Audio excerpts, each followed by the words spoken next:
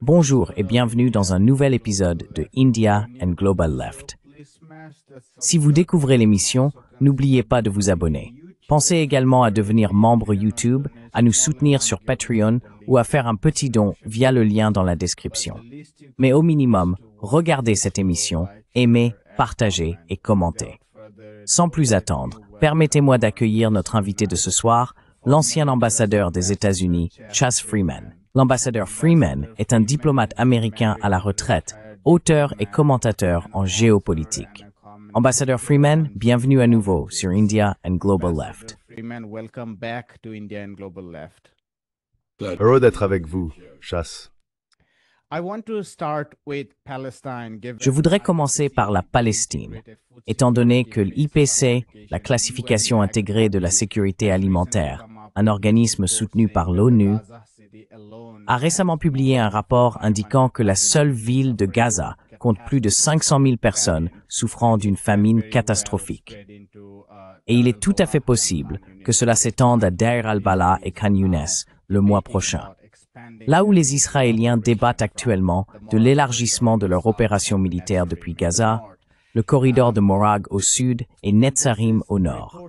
Le rapport précise que cela n'est pas seulement dû à l'échec de la distribution de l'aide et à l'effondrement du marché, les mécanismes commerciaux par lesquels la nourriture parvient à la population, mais aussi à un effondrement et une destruction catastrophique de 88% des terres agricoles et de plus de 90% du cheptel.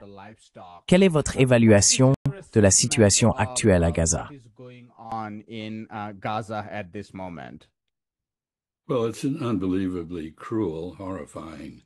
Eh bien, c'est une situation incroyablement cruelle et horrifiante là-bas.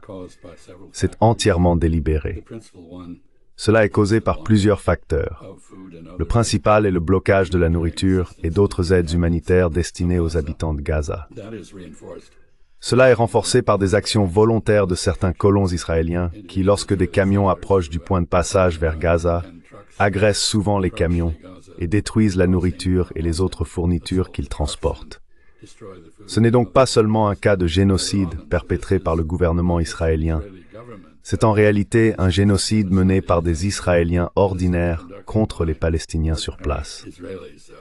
Il y a un deuxième facteur, à savoir qu'Israël a détruit la gouvernance effective de Gaza, que le Hamas avait maintenue remarquablement ordonnée pendant longtemps.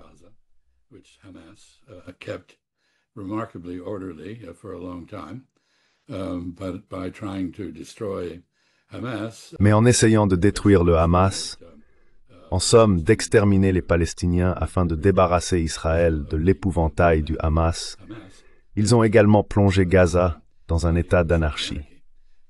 Enfin, il semble aussi que les Israéliens aient activement collaboré avec des gangs palestiniens qui profitent de la souffrance de leurs compatriotes en s'emparant de la nourriture et d'autres fournitures, si jamais elles parviennent à entrer à Gaza, et en faussant le marché, se comportant comme les bandes criminelles qu'ils sont.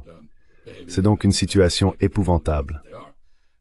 Vous avez évoqué les quelques 500 000 personnes au bord de la mort par famine à Gazaville. Parmi elles, on compte 130 000 enfants. Et on nous dit que même si de l'aide arrive maintenant, beaucoup de ces enfants mourront. Et s'il n'y a pas d'aide, ils mourront tous de faim. C'est donc une horreur comme nous n'en avons pas vu depuis le Moyen Âge.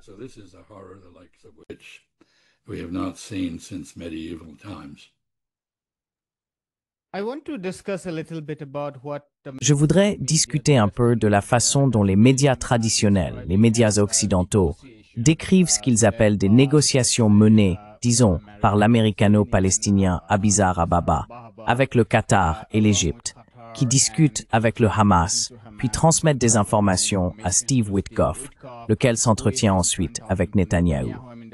C'est l'impression que l'on nous donne. Et cela est souvent présenté comme une négociation, alors que Ma'ariv, le journal israélien, affirme aujourd'hui que Netanyahou prévoit de poursuivre cette opération, en citant des sources militaires israéliennes, car au moment où il mettra fin à cette guerre, son gouvernement s'effondrera. Et nous voyons d'énormes divisions au sein de la société israélienne.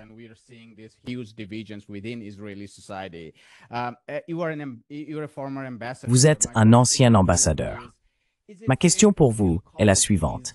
Est-il juste d'appeler encore ces discussions, ou ce qui me semble être quelque chose destiné au grand public, des négociations, ou s'agit-il simplement d'une mise en scène que la presse occidentale et tout le système orchestrent comme une mascarade pour nous faire croire qu'il y a de véritables tentatives pour arrêter ce génocide? Quelle est votre analyse de la situation sur ce point?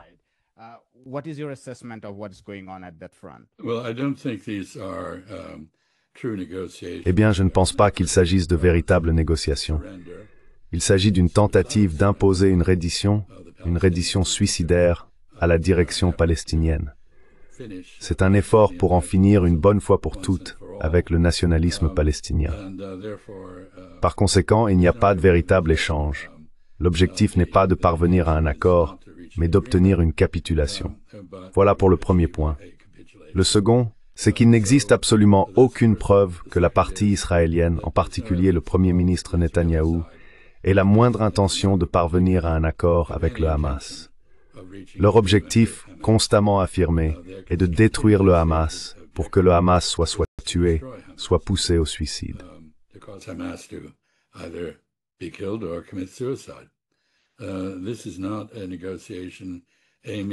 Il ne s'agit pas d'une négociation visant à parvenir à un quelconque accord. Et le troisième point, bien sûr, c'est que vous avez tout à fait raison. Les médias occidentaux, et en particulier les médias américains, continuent de pratiquer un étrange mélange de dissimulation et de pensée magique à propos de ces interactions. Je parle de dissimulation parce qu'il y a encore des personnes, aux côtés du Premier ministre Netanyahou, qui nient que la famine à Gaza soit réelle ou qu'elle ait pour cause la politique israélienne. Dans le même temps, bien sûr, d'autres membres de l'establishment gouvernemental israélien déclarent ouvertement que tous les Palestiniens devraient être tués.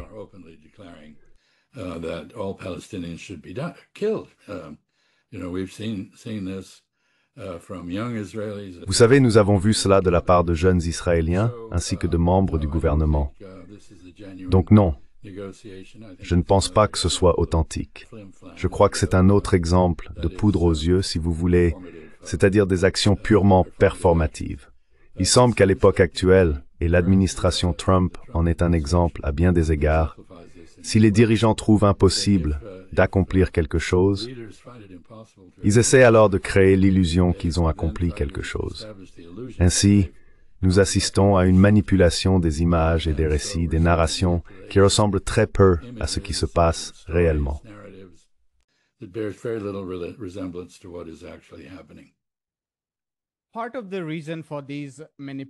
Une partie de la raison de ces manipulations réside également dans un profond fossé en Occident, tant aux États-Unis qu'en Europe, entre, disons, l'opinion publique sur la question d'Israël et de la Palestine aujourd'hui, et ce qui a été fait par les élites dirigeantes. Certains sondages aux États-Unis indiquent que peut-être même les 2/3 de la population se sont désormais opposés aux atrocités israéliennes en Palestine. Nous observons des tendances similaires en Europe. Cela se reflète en partie dans le fait que des pays comme la France et le Royaume-Uni déclarent qu'ils vont reconnaître l'État palestinien ou condamnent la colonie Huron en Cisjordanie occupée. Ma question pour vous, monsieur l'ambassadeur, est la suivante. Combien de temps pensez-vous que les élites dirigeantes occidentales pourront vivre avec ces contradictions? Sommes-nous proches d'un point de rupture où elles devront bientôt réconcilier ce profond fossé? Ou pensez-vous que cela peut perdurer tant que la classe des milliardaires contrôle la politique américaine?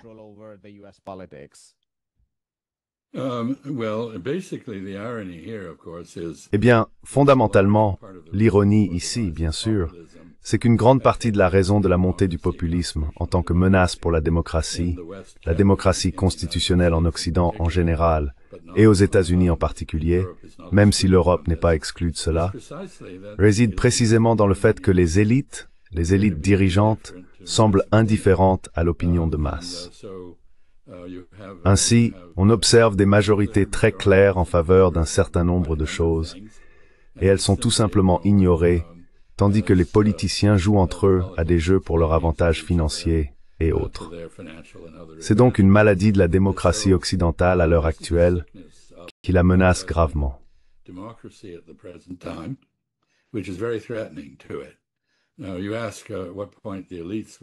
Vous demandez maintenant à quel moment les élites succomberont, se plieront à l'opinion populaire. Je doute qu'elles le fassent, à moins et jusqu'à ce qu'elles soient renversées. Et je pense que le moment approche où cela pourrait bien arriver, car j'ai toujours à l'esprit le brillant petit livre d'Albert O. Hirschman, intitulé « Exit, Voice and Loyalty », dans lequel il applique le raisonnement économique à la politique.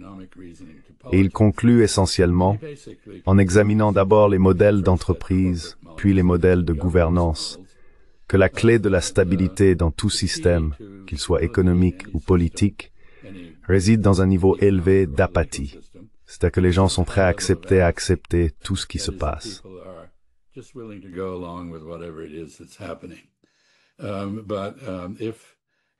Mais si la performance de l'entreprise ou du gouvernement concerné n'est pas à la hauteur, on assiste à un phénomène où d'abord les gens se retirent. Ils abandonnent tout simplement. Ils refusent de reconnaître la légitimité du produit, qu'il s'agisse d'une automobile ou d'une politique. Ensuite, le groupe suivant fait entendre sa voix. Ils écrivent des lettres à l'entreprise en disant « Vous produisez de mauvaises voitures. Je n'achèterai plus jamais vos véhicules. Même si mon père, mon grand-père, mon arrière-grand-père ont tous acheté les produits de votre entreprise, j'arrête, à moins que vous ne redressiez la barre. » Ils font entendre leur voix. Aujourd'hui, on observe cela dans la sphère politique avec des manifestations de masse.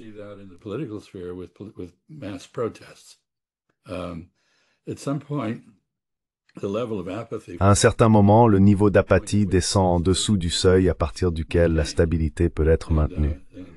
Et c'est, je pense, ce qui se passe réellement. Il s'agit donc d'une situation très instable aux États-Unis et ailleurs. On peut en voir les conséquences.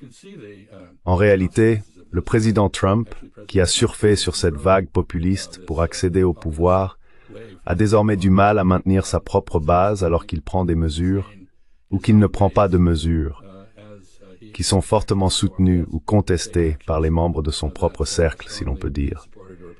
Je pense donc que c'est une excellente question, mais je crois que nous entrons dans une situation pré-révolutionnaire au sein des démocraties constitutionnelles occidentales.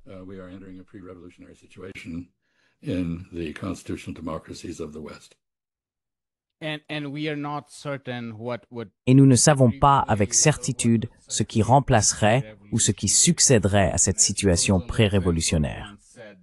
Comme l'a dit un jour Rosa Luxemburg, barbarie ou socialisme.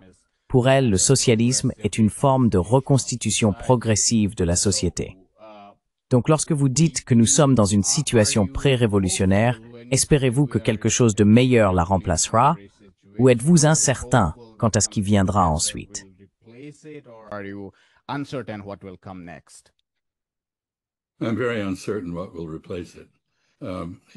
Je suis très incertain quant à ce qui le remplacera. Vous savez, je pense que j'ai compris très tôt. J'étais à la faculté de droit de Harvard et j'avais 20 ans. J'étais mineur, vraiment trop jeune pour être dans cet environnement brutal. Mais l'un de mes camarades de classe était un homme beaucoup plus âgé, à la fin de la vingtaine ou au début de la trentaine, qui avait participé à l'invasion de la baie des Cochons, un Cubain, et il avait été libéré de Cuba en échange d'un tracteur. Il avait été avocat à La Havane avant de se désolidariser et de participer à cette opération de changement de régime. Il a dû être formé au droit commun, car, comme vous le savez, le droit civil et le common law, bien qu'ils aboutissent souvent aux mêmes conclusions, ont des mécanismes procéduraux très différents pour y parvenir. Donc il était en train d'être formé à nouveau. Et puis Ngo Dinh Diem, le président du Sud-Vietnam, a été assassiné par les États-Unis.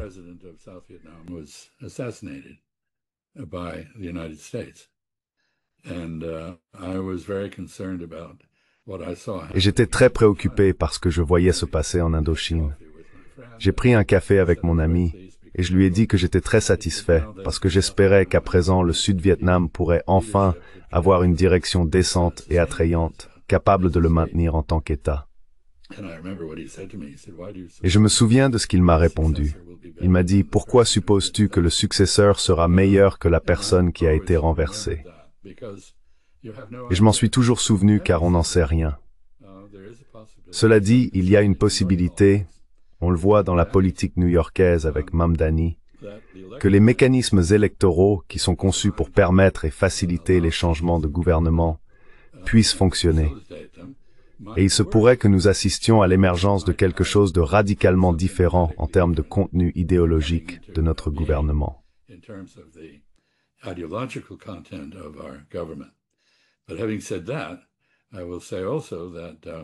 Mais cela étant dit, je dirais aussi qu'il y a beaucoup de discours absurdes sur la démocratie. Nous avions une république.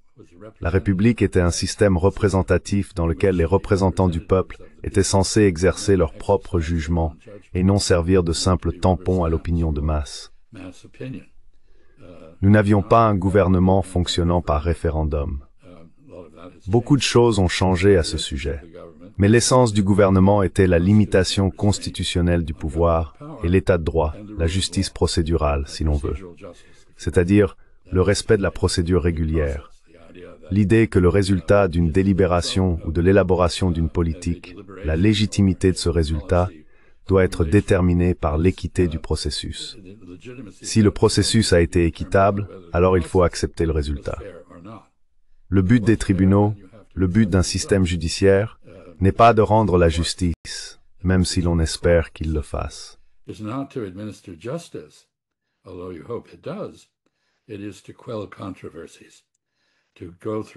C'est pour apaiser les controverses, pour passer par un processus qui légitime la fin de tout différend en cours. Il est donc possible qu'il reste suffisamment de notre système électoral constitutionnel pour porter au pouvoir des personnes qui seront moins éloignées du public. Mais je suis aussi bien conscient de George Orwell et d'autres qui soulignent qu'une fois au pouvoir, les cochons semblent perdre leur idéalisme et deviennent exactement ce qu'ils remplaçaient au départ. Nous avons donc un problème. J'oserais dire que ce problème n'est pas limité à l'Occident. Il est très évident en Israël, il est très évident en Inde, et il est depuis longtemps évident au Pakistan. Et cela semble être un phénomène presque universel, ce que je trouve très déprimant à envisager.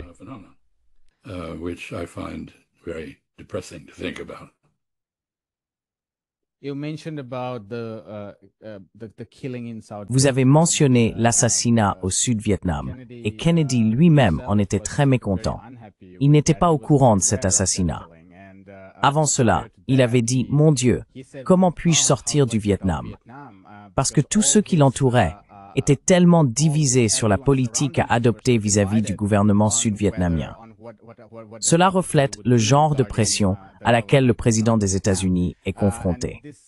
Cela m'amène à Trump lui-même, car hier j'ai interviewé l'ambassadeur Alastair Crooke et je lui ai demandé son interprétation des discussions et des sommets avec la Russie d'un côté et l'Occident et l'Ukraine de l'autre.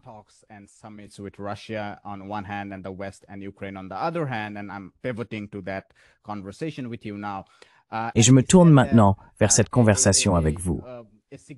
Il a dit que selon lui, une raison importante pour laquelle Trump s'ouvre soudainement à Poutine et abandonne le plan Kilok, qui était en gros le plan occidental de longue date, c'est que Trump subit une pression énorme de la part de sa base MAGA. D'un côté, il y a l'incapacité à changer la situation à Gaza, mais surtout ce qui se passe avec le dossier Epstein. Je suis donc très curieux d'avoir votre interprétation de ces conversations, négociations et sommets avec la Russie d'un côté et l'Occident et l'Ukraine de l'autre.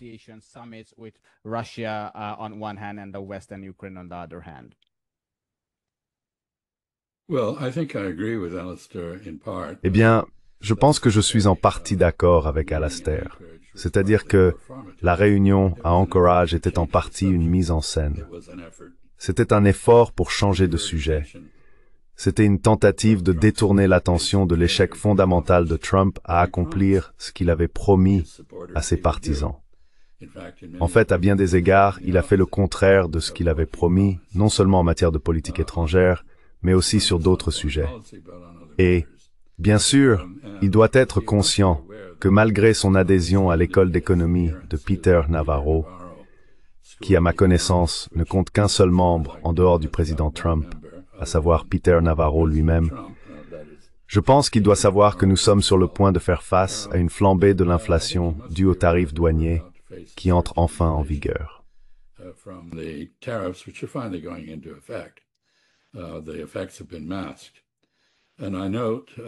Les effets ont été masqués. Je note également que le président de la Réserve fédérale, Powell, lors d'une réunion avec des banquiers centraux à Jackson Hole, Wyoming, hier vendredi, a qualifié sa position sur la modification des taux d'intérêt d'esprit ouvert.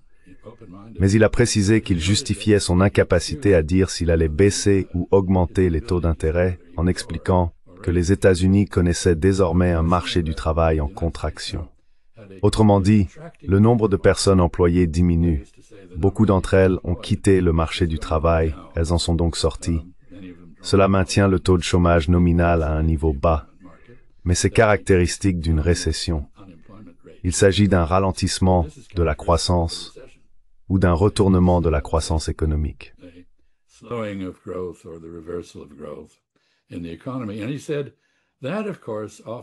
il a dit que bien sûr, cela compense l'inflation. Donc, d'un côté, nous avons l'inflation, de l'autre, nous avons une croissance économique en déclin. C'est la définition même de la stagflation, ce qui n'est pas une bonne chose. Ce n'est vraiment pas une bonne chose. Donc je pense que le président Trump fait face à de multiples difficultés. Et sa réaction caractéristique face à ces situations, comme je l'ai dit, c'est d'agir, déployer les troupes dans les rues de Washington, D.C., aller à Anchorage pour accueillir le président Poutine, et ainsi de suite. Mais il y a plus que cela. Il a l'ambition d'obtenir le prix Nobel de la paix. Toi, moi et d'autres pouvons considérer que c'est un espoir vain, mais il semble prendre cette perspective au sérieux. Il l'a même appelée une chèvre norvégienne. Je veux dire, Obama a bombardé l'Afghanistan et détruit la Libye, et il a reçu un prix Nobel. Donc on ne sait jamais.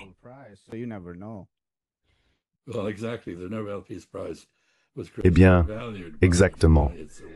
Le prix Nobel de la paix a été grandement dévalorisé lorsqu'il a été attribué au président Obama, qui était, je pense, un homme très respectable.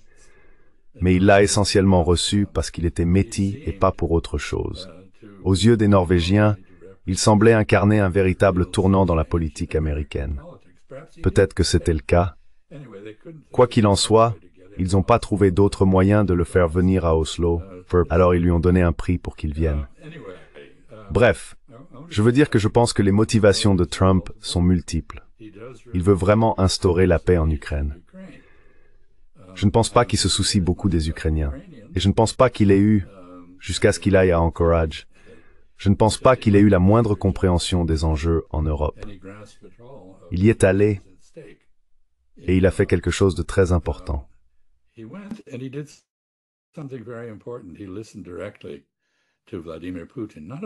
Il a écouté directement Vladimir Poutine. Non seulement cela, il a salué Vladimir Poutine comme un égal.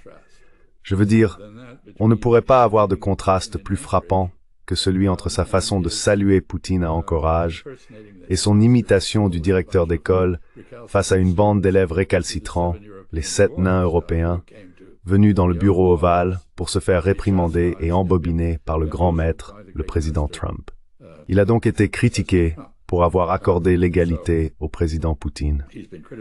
Je pense que c'était exactement la bonne chose à faire. Cela ouvre la porte à la paix.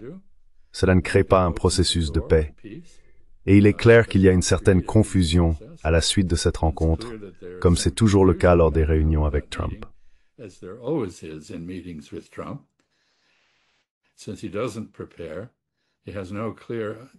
Puisqu'il ne se prépare pas, il n'a pas d'objectif clair et défini.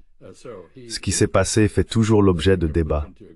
Ainsi, il a réussi à convaincre Vladimir Poutine d'accepter de rencontrer le président Volodymyr Zelensky, ce que le président Poutine avait auparavant refusé de faire.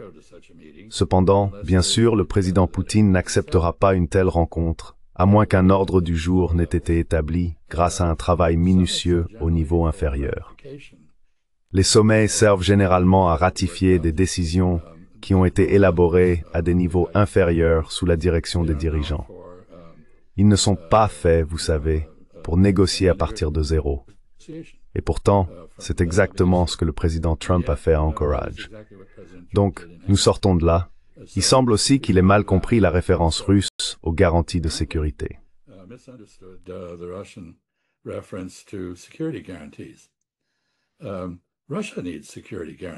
La Russie a besoin de garanties de sécurité. En fait, elle a déclenché cette guerre parce qu'elle n'a pas pu obtenir de telles garanties. Elle se sentait constamment menacée par l'élargissement de la présence de l'OTAN en Ukraine et la possible adhésion de l'Ukraine à l'OTAN. Et je pense qu'un des aspects les plus intéressants et révélateurs est la discussion actuelle sur les garanties de sécurité, qui semble être entièrement militaire et totalement inacceptable pour la Russie. C'est-à-dire que les Européens affirment qu'ils mettront des troupes au sol en Ukraine, et le président Trump laisse entendre qu'il pourrait autoriser une zone d'exclusion aérienne au-dessus de l'Ukraine, la patrouillant avec des avions américains. Aucune de ces options n'a la moindre chance d'être acceptée par les Russes. C'est précisément pour cette raison qu'ils sont entrés en guerre.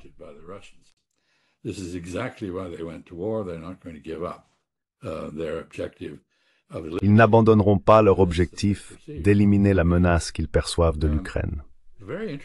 Ce qui m'intéresse particulièrement, c'est que les garanties de sécurité n'ont pas forcément à être directement militaires. Prenez l'exemple du traité d'État autrichien de 1955. Dans ce traité, l'Autriche, qui avait été occupée par l'Union soviétique, les États-Unis, la Grande-Bretagne et la France, a obtenu le statut d'État indépendant et neutre. Le traité lui-même ne fait pas référence à la neutralité, mais ceux qui ont garanti l'indépendance et la neutralité de l'Autriche savaient exactement ce qu'ils faisaient. Ce traité garantissait les droits des minorités en Autriche, de sorte que les Slovènes, les Hongrois, les Italiens et d'autres qui souhaitaient une autonomie culturelle et linguistique, similaire à celle du Québec au Canada, en ont obtenu la garantie. C'est vraiment, vraiment bien. Et si l'on considère ce qui s'est passé plus tard en Yougoslavie, on pourrait dire que c'était un exemple plutôt réussi.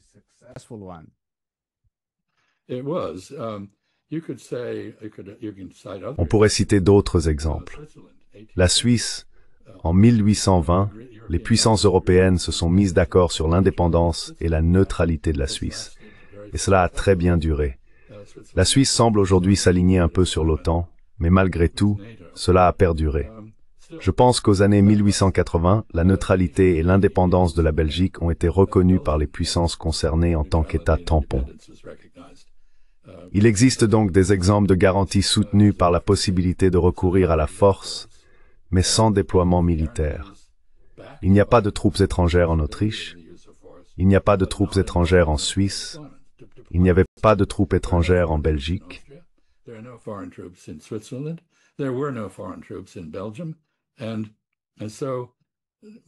Alors, pourquoi cette discussion sur les garanties de sécurité ne parvient-elle pas à aborder les questions fondamentales, à savoir comment empêcher les Russes de percevoir une menace venant de l'Ukraine et de l'Occident?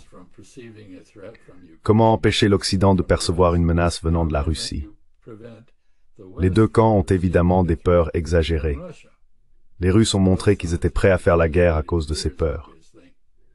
Les Européens, eux, n'ont pas montré qu'ils étaient prêts à faire la guerre, mais qu'ils étaient prêts à se battre jusqu'au dernier Ukrainien dans leur propre intérêt pour affaiblir et isoler la Russie. Cela n'a pas fonctionné. Nous sommes presque arrivés au dernier Ukrainien. Au moment où nous parlons, le front s'effondre.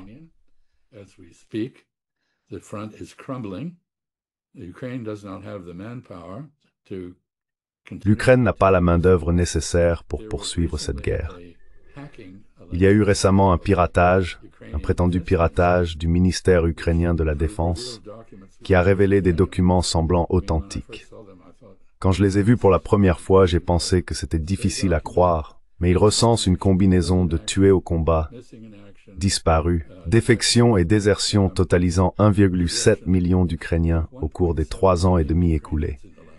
Cela corrobore ce que la plupart des experts militaires ayant examiné la question, sans l'influence de la propagande occidentale, la propagande ukrainienne relayée et amplifiée par l'Occident, ont affirmé: les pertes ukrainiennes ont largement dépassé celles du côté russe.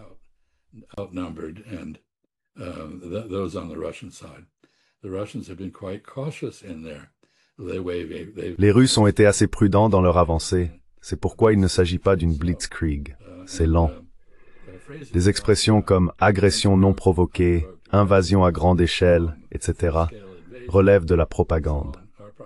Il semble donc que nous commencions à percevoir certains des véritables contours de ce conflit, et ils sont très très laids. Quiconque se soucie de l'Ukraine devrait vouloir soutenir les 69% d'Ukrainiens qui souhaitent désormais une fin négociée à la guerre. La majorité, une large majorité, ne veut pas poursuivre cette guerre. Nous pouvons avoir une fausse impression d'eux parce que leur performance sur le champ de bataille a été héroïque.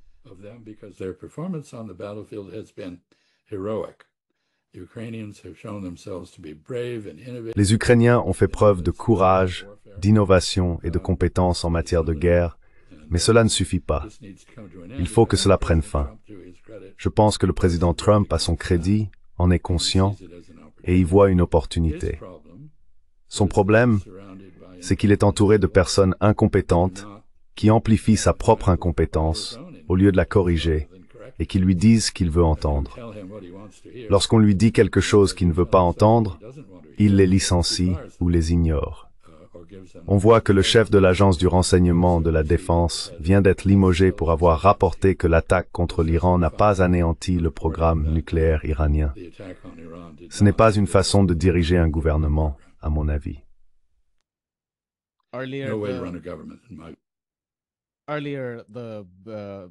Plus tôt, l'un des chefs du bureau du travail a été renvoyé lorsque certaines de ses données sur le marché du travail ont été publiées.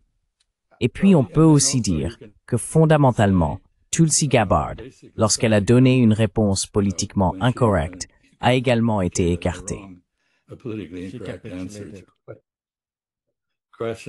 La question a été ignorée. Et maintenant, vous la voyez faire toutes sortes de choses extravagantes pour se réconcilier avec le grand homme à la Maison-Blanche.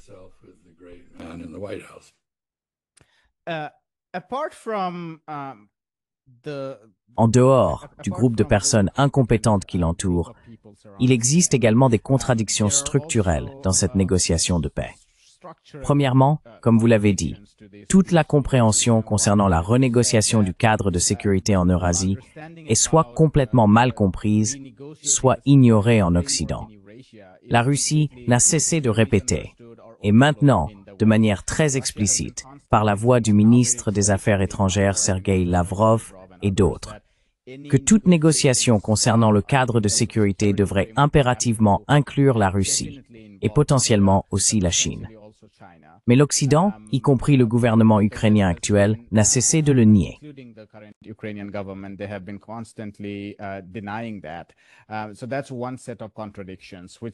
Voilà donc un ensemble de contradictions que des penseurs réalistes comme le professeur Mearsheimer qualifieraient d'irrésolubles. Il y en a d'autres, bien sûr, qui sont plus constructifs. Par exemple, j'ai interviewé le professeur Nikolai Petro, et il a dit quelque chose dans le sens de ce que vous venez de présenter, qu'il existe des précédents historiques où plusieurs arrangements sont possibles. Il n'est pas nécessaire que cela aille dans un sens ou dans l'autre. Donc cela ne doit pas forcément constituer un obstacle, même si ça peut en donner l'impression. Mais il y a aussi la question territoriale. La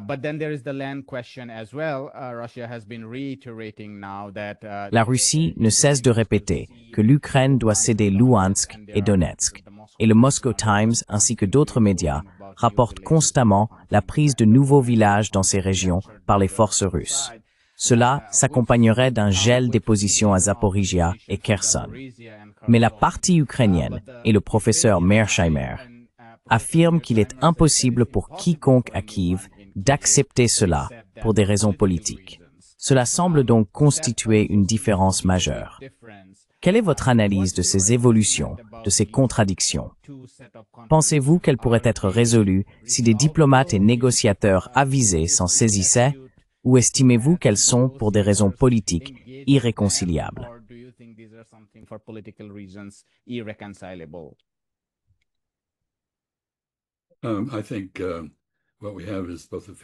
Je pense que ce à quoi nous faisons face est à la fois un manque d'imagination et un manque de compréhension. Et ici, je reviens sur la question des garanties de sécurité. Que sont-elles censées garantir? Si elles doivent garantir une Ukraine indépendante, neutre, qui n'est pas hostile à la Russie, qu'elle aime ou non la Russie est une autre question, mais qu'elle ne soit pas ouvertement menaçante pour la Russie, alors la Russie garantira cela. Et d'autres devraient aussi vouloir le garantir, car la place idéale de l'Ukraine dans l'architecture de sécurité européenne est celle d'un tampon et d'un pont entre la partie russe de l'Europe et l'autre partie de l'Europe. La question est donc la suivante. Pourquoi les Européens continuent-ils à proposer des arrangements qui garantissent en fait la poursuite de la confrontation et de la guerre?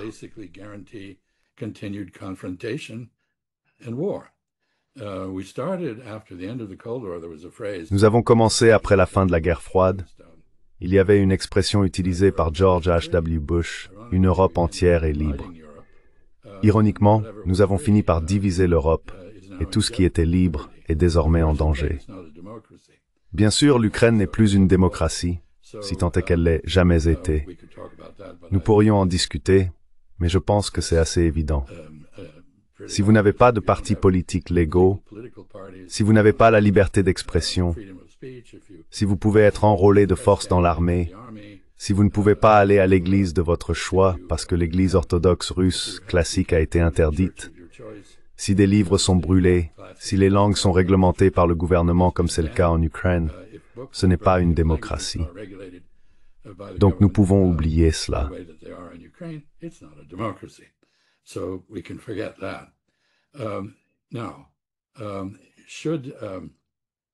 Maintenant, concernant la question territoriale, vous avez dit que les gens à Kiev ne peuvent pas accepter cela. Eh bien, la question est alors, qui est à Kiev? Et ceux qui sont à Kiev sont soutenus par les Ukrainiens de l'Ouest. D'ailleurs, les Ukrainiens de l'Ouest, bien sûr, ont été ajoutés à l'Ukraine par Joseph Staline. Donc, nous défendons une entité politique qui représente l'Union soviétique à son pire. Les changements territoriaux ont été acceptés à l'époque. Je pense que si l'on interrogeait honnêtement la population ukrainienne, pas l'élite de Kiev, je pense qu'ils accepteraient des échanges territoriaux. En fait, j'ai vu certains reportages provenant des zones de Donetsk, encore occupées par l'Ukraine, où des gens disent, écoutez, je veux juste que la guerre se termine. Je me fiche du pays auquel j'appartiens. Laissez-moi tranquille.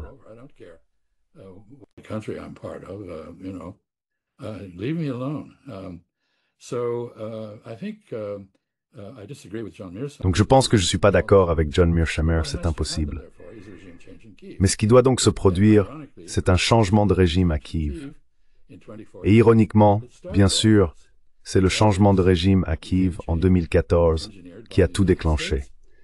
C'est-à-dire un changement de régime orchestré par les États-Unis et les Britanniques, qui a eu plusieurs conséquences.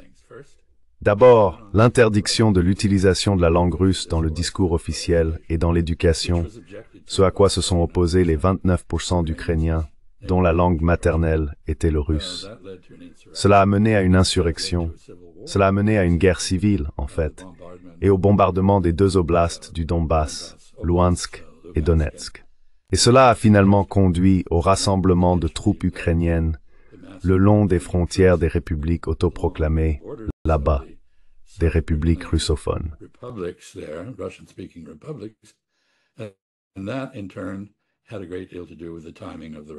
Et cela, à son tour, a beaucoup influencé le moment de l'invasion russe. Nous revenons donc au changement de régime comme catalyseur. La deuxième chose qui s'est produite en 2014, bien sûr, c'est la perspective que Sébastopol, où les Russes disposent d'une base navale depuis plus de 200 ans, soit remise à l'OTAN. Et comment les Russes pouvaient-ils considérer cela comme un développement acceptable? Donc je pense que rien n'est impossible. Mais la direction actuelle à Kiev n'acceptera pas la paix. Et je doute fortement que les discussions de niveau inférieur, qui ouvriraient la voie à une rencontre entre Poutine et Zelensky, aient effectivement lieu. Ce qui a lieu, ce sont des discussions techniques sur des sujets comme les échanges de corps et de prisonniers de guerre, et ainsi de suite. Rien d'autre.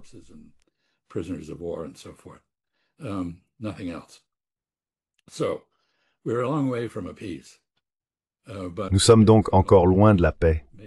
Mais je pense que le point essentiel, c'est que le principal développement à Anchorage a été que le président Trump a abandonné son idée absurde d'un cessez-le-feu comme une fin en soi. Les cessez-le-feu, regardez Chypre, ils perpétuent la division.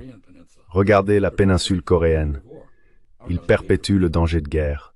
Le Cachemire, oui, ils perpétuent la confrontation, la guerre, le risque d'escalade du conflit. Ils ne résolvent rien. Un cessez-le-feu a donc tout son sens dans le cadre d'une paix. J'ai noté, lors de la réunion entre Trump et les Européens dans le bureau ovale, que le chancelier allemand, Merz, a dit qu'il ne pouvait pas imaginer une paix qui n'aurait pas été précédée d'un cessez-le-feu. Ce à quoi j'ai répondu, vous manquez manifestement d'imagination. Il vous en faut, car les cessez-le-feu ne sont utiles que dans le contexte d'une consolidation plus large du règlement des problèmes.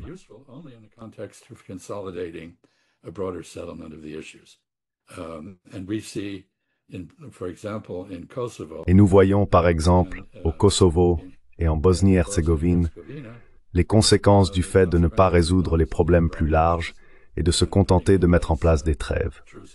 Ce n'est donc pas un contexte attrayant. L'idée du général Kellogg d'une zone démilitarisée en Ukraine, calquée sur celle de la Corée, était une très mauvaise idée car elle garantissait l'instabilité et la confrontation continue en Europe. Les trois questions que les Russes ont constamment soulevées, avec quelques détails qui pourraient être négociables, me semblent sensées. Premièrement, la protection des russophones et des autres minorités en Ukraine. Cela est conforme aux règles de l'Organisation pour la sécurité et la coopération en Europe. C'est cohérent avec la constitution ukrainienne d'origine, et cela a du sens. Bien sûr, désormais, les Russes ont conclu que la seule façon de protéger les russophones dans les régions majoritairement russophones est d'annexer les 4 oblasts, ou du moins une partie d'entre eux, à l'Est.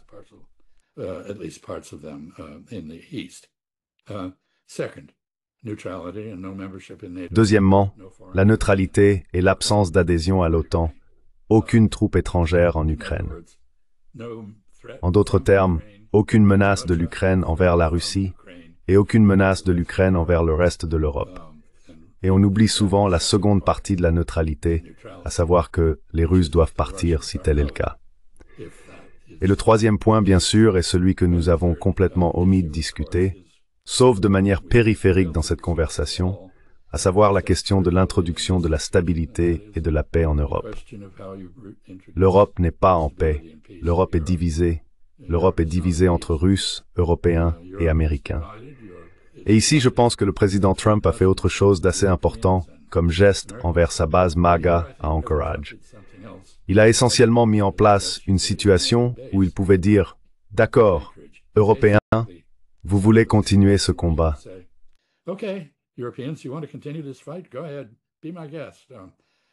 Allez-y, je vous en prie, je vais vous vendre les armes, je vais en tirer de l'argent, mais je ne vais pas m'impliquer moi-même. » Et le but de tout cela, c'est que l'Ukraine est en train de perdre la guerre, il le sait. Et quand l'Ukraine aura définitivement perdu, il pourra dire « Regardez, je n'ai pas retiré mon soutien à l'Ukraine. J'ai simplement confié l'affaire aux Européens et ils l'ont raté. Ils l'ont gâché. Et c'est la guerre de Biden. Vous savez, je l'ai héritée et je m'en suis débarrassé pour les États-Unis. Donc peut-être que je n'ai pas réussi à faire la paix, mais j'ai réussi à désengager les États-Unis de ce bourbier. Je pense que c'était le jeu auquel ils jouaient. Et bien sûr, ce n'est pas si simple, parce que les Européens semblent être d'une stupidité et d'un bellicisme incurables.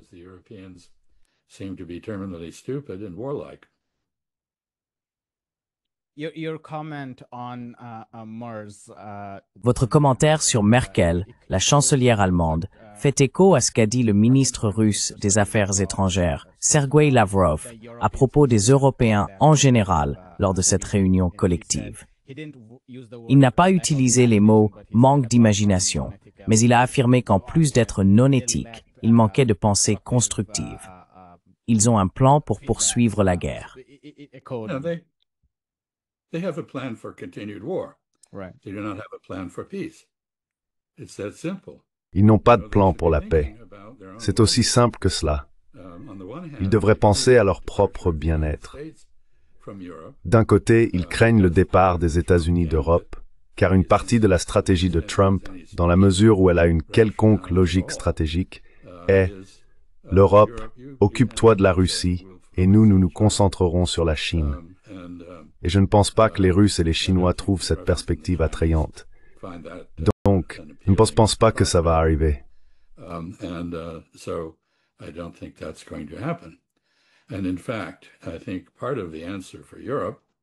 fait, je pense qu'une partie de la solution pour l'Europe, lorsque et si elle recommence à réfléchir, au lieu de simplement adopter des postures, lorsque et si les élites écoutent à nouveau les masses, au lieu de les ignorer, une partie de la solution sera l'autonomie stratégique pour l'Europe. Cela implique une relation avec d'autres grandes puissances mondiales, comme l'Inde et la Chine, qui soient indépendantes de leur relation avec les États-Unis, quelle qu'elle soit.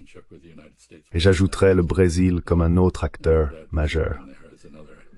Le monde arabe est tellement dit et fracturé qu'il ne constitue pas une puissance. Il fait paraître l'Europe unie.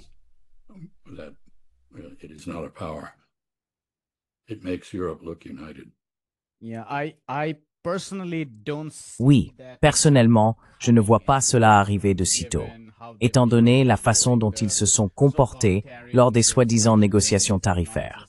Je veux dire, il ne s'agit pas seulement de négociations tarifaires, il s'agit de l'ensemble des relations économiques, y compris les relations d'investissement, et ainsi de suite. Mais aussi, la façon dont ils se sont comportés lors de ces réunions de l'OTAN et des discussions sur l'Ukraine. Je veux dire, ils agissent complètement comme des vassaux. Et cela tient en partie au fait qu'ils ne représentent pas leur propre peuple. Ce sont en fait des institutions fabriquées, non représentatives, qui flottent au-dessus. Et maintenant que les économies sont en berne, ils ont complètement perdu leur légitimité. Et par-dessus tout, sans même parler de la dépendance du système bancaire et financier européen à travers Londres.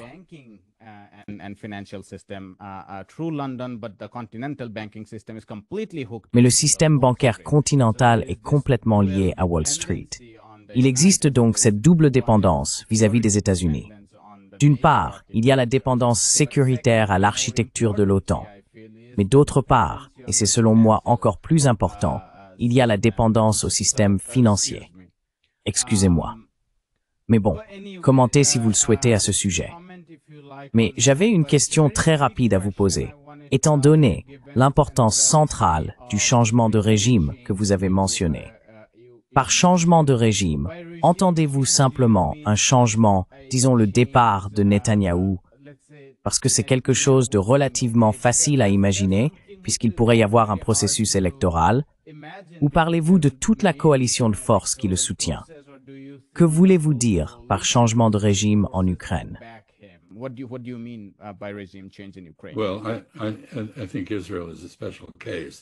Eh bien, je pense qu'Israël est un cas particulier parce que ce n'est pas Netanyahou le problème. C'est un opportuniste. Il profite d'une vague de soutien sioniste, religieux et messianique pour éviter la prison. Et s'il va en prison, les perspectives, ai-je dit Israël.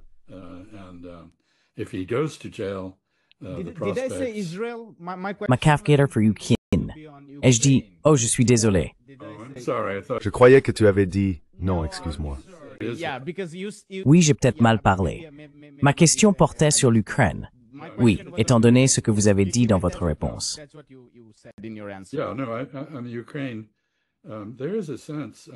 Oui, concernant l'Ukraine, il y a un sentiment, je veux dire, on peut voir, je m'excuse pour les cerfs derrière moi dehors, ils mangent tout, ils sont horribles.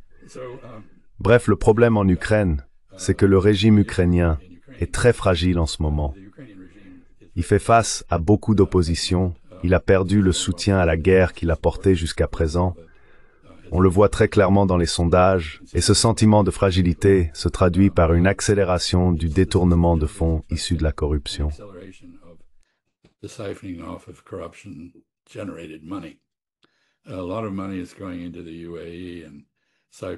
Beaucoup d'argent est transféré vers les Émirats arabes unis, Chypre et d'autres endroits qui sont ouverts à la réception de tels fonds. Et on a l'impression que cela se produit parce que les gens pensent, eh bien, il pourrait y avoir une fin du régime et il vaut mieux que je sorte mon argent tant que je le peux. Donc, je ne connais pas la situation exacte. Vous avez mentionné Nikolai Petro. Il est vraiment un expert dans ce domaine. Je pense qu'il est d'accord pour dire que le gouvernement ukrainien sous Zelensky est désormais en danger et peut-être non viable. Cela pourrait donc changer complètement la donne sur cette question. Si vous aviez un gouvernement à Kiev prêt à faire des compromis avec la Russie sur la question territoriale et à revenir à l'essence du projet de traité d'Istanbul de mars-avril, oui, vous avez été figé un moment.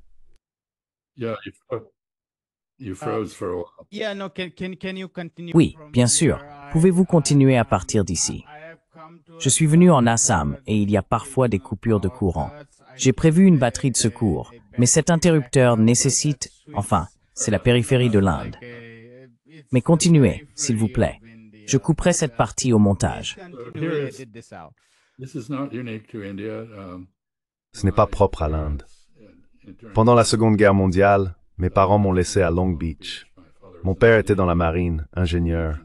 Ils sont allés au Hollywood Bowl, qui avait été conçu par Frank Lloyd Wright et possédait de magnifiques propriétés acoustiques.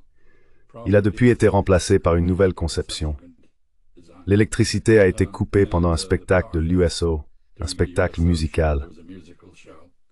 Ils ont demandé un volontaire avec une voix puissante et sans inhibition, et mon père s'est proposé pour animer le spectacle. Il est monté sur scène et a animé le spectacle avec tant de succès qu'il a été nommé attaché naval à Hollywood pour le reste de la guerre, ce qui était un endroit bien meilleur que d'être sur un navire dans le Pacifique Sud.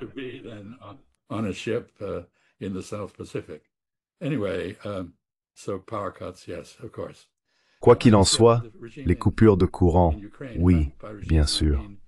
Non, je pense que le régime en Ukraine, et par régime j'entends le système de gouvernance tel qu'il existe actuellement, pas seulement les personnalités, la domination des Ukrainiens de l'Ouest sur la couleur politique du gouvernement en Ukraine, je pense que cela est désormais en danger. Je ne pense pas que l'on affirme simplement que la CIA et le MI6 ont conspiré pour renverser le précédent gouvernement neutre de l'Ukraine, au motif qu'il se rapprochait d'un alignement avec la Russie, mais certains avancent maintenant que la CIA ou le MI6, ou les deux, pourraient à nouveau organiser un changement de régime à Kiev. Je ne m'attends pas à cela, mais je ne pense pas que ce serait nécessaire.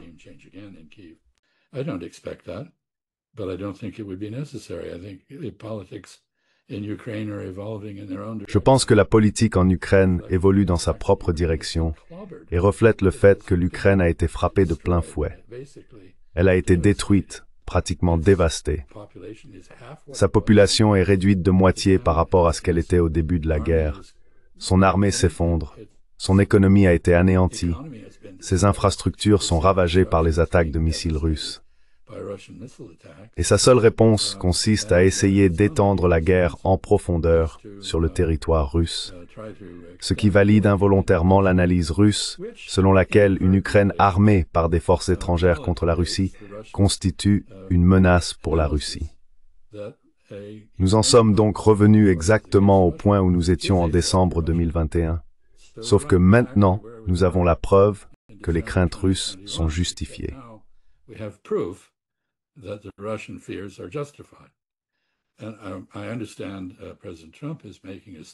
Je comprends que le président Trump doit faire une déclaration aujourd'hui, à midi, heure de la côte Est, depuis le bureau ovale. Peut-être que cela concerne ce sujet. Il est très imprévisible. Il a encore besoin de détourner l'attention, car les sources d'insatisfaction et de suspicion, y compris les dossiers Epstein, ne disparaissent pas et continuent d'attirer l'attention. Et il y a d'autres problèmes également. Son régime est en échec. His regime is failing. Je veux dire, c'est bien un régime. Il a essentiellement usurpé de nombreuses fonctions de notre République et gouverne de manière inconstitutionnelle, sans respect pour l'état de droit. Cela inquiète un très grand nombre d'Américains, y compris certains de ses propres partisans. Il a donc un problème sur le plan intérieur. Je ne sais pas ce qu'il va inventer pour détourner l'attention. I don't know what he'll come up with to change the subject. Nous allons nous arrêter là, ambassadeur Freeman. J'avais prévu d'aborder toute cette question des BRICS, Brésil, Russie, Chine, Inde, et des relations entre le Nord et le Sud global. Mais ce soir, ce sera une excuse pour vous envoyer une nouvelle invitation puisque nous avons épuisé tout notre temps. Ce fut une conversation très agréable. Merci beaucoup pour votre temps. Thank you. Merci. J'ai hâte de discuter de la restructuration de la politique et de l'économie mondiale à un moment donné dans le futur. Merci beaucoup. Au revoir.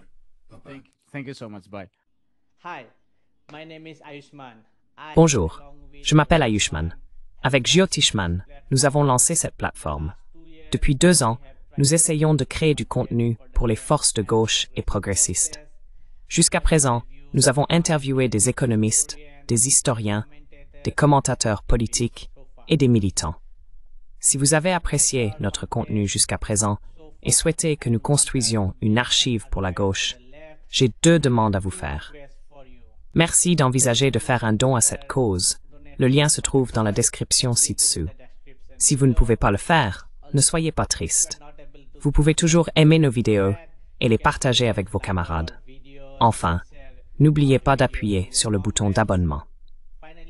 Forget to hit the subscribe button.